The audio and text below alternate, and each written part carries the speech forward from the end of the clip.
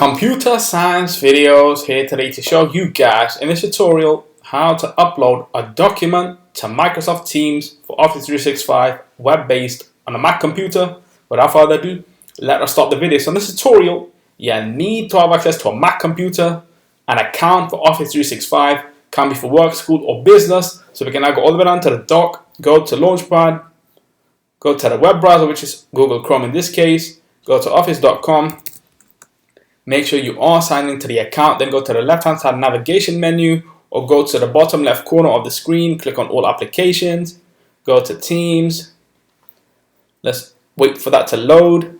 Once that's done, go to Teams, go to a team, go to a channel. Let's just go to General, go to Files. Now let's try Upload Files. Let's just go to the desktop. There I see heading code docx. Click on this, open, and this should be uploading to General. One file has now been uploaded to General. If we click on the file,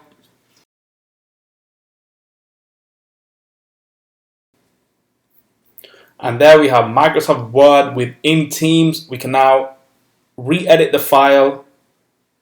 So if we go back